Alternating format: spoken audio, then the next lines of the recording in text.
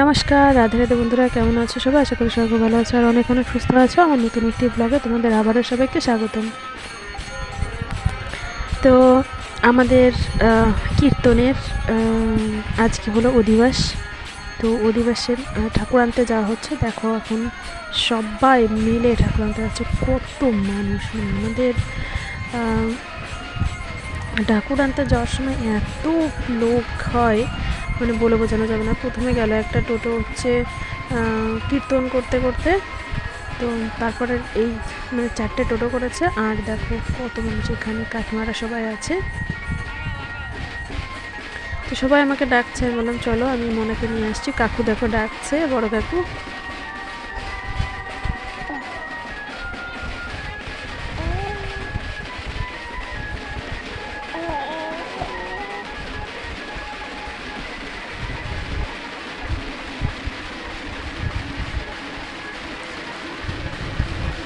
অনেকেই অনেক রকম শাড়ি পরেছে, কেউ সাদা পরেছে, কেউ হলুদ পরেছে, কেউ পিঙ্ক পরেছে, কেউ লাল পরেছে, কেউ গোপীর ড্রেস পরেছে অনেকে।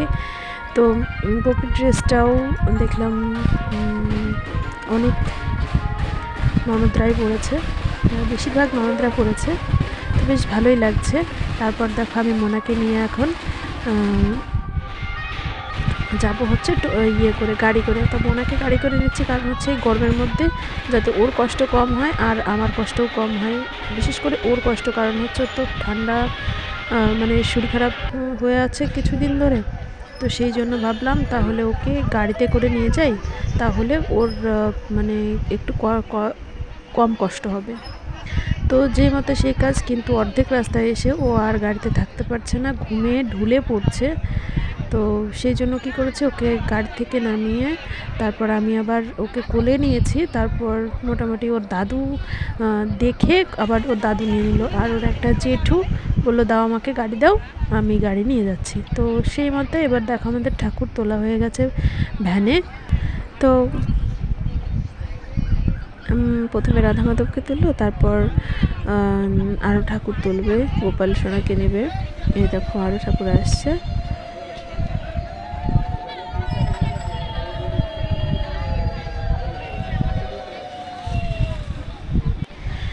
তো আমি ভেবেছিলাম যে যাব না, কিন্তু মনা এত কান্না করছিল যাওয়ার জন্য, মানে ওখান থেকে আসবো না, কীর্তনের ওখান থেকে। এবার অনেক মানুষ, অনেক ও আবার মানে বেশ আনন্দ করতে ভালোবাসে। তো সেই জন্য ভাবলাম চলো তাহলে যতই কষ্ট হোক তাহলে ওকে নিয়ে যাই। কষ্ট বলতে সেরকম না, মানে ওর জন্যই আমি যেতে চাইছিলাম না যে আমি গেলে ওর কষ্ট হবে আর হচ্ছে ওর প্রবলেম হবে, যেহেতু শরীর খারাপ হয়ে আছে। আমি একটু টেনশনে আছি যে ওর শরীর খারাপটা সারছে না, ঠান্ডা লেগেছে প্রচণ্ড আকারে। তো দেখো আমাদের ঠাকুর নেওয়া হয়ে গেছে, এবার আমরা মানে বাড়ির উদ্দেশ্যে রওনা দিচ্ছি। এখন এখানে সবাই মোটামুটি নাচানাচি করছে, রাস্তা দিয়েই নাচতে নাচতে আসছে ওরা, দেখো।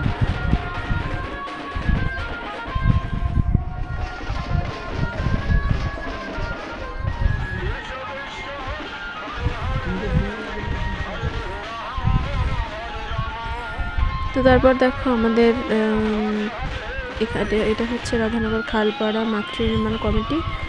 অষ্টম প্রহরব্যাপী এই মহানামযজ্ঞ অনুষ্ঠানটা অনুষ্ঠিত হয়।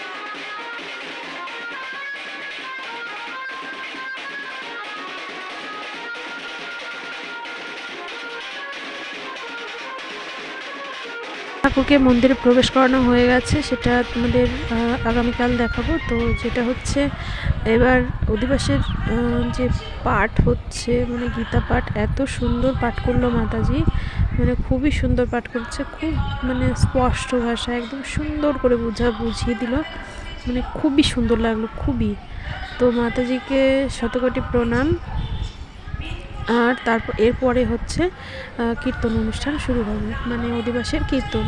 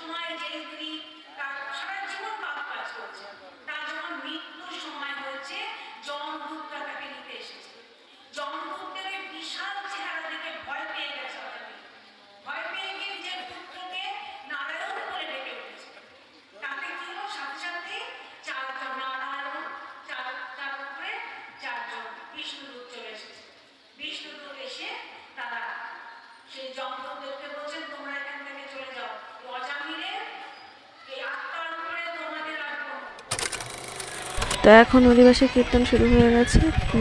মনা বাড়িতে ঘুমিয়ে আছে বাবার কাছে। তো এখন তাড়াতাড়ি বাড়ি যেতে হবে, কারণ হচ্ছে আজকে খাবারও দেরি করে, মানে খাবারও খাইনি। তো এখন মোটামুটি 10টা বাজতে গেল।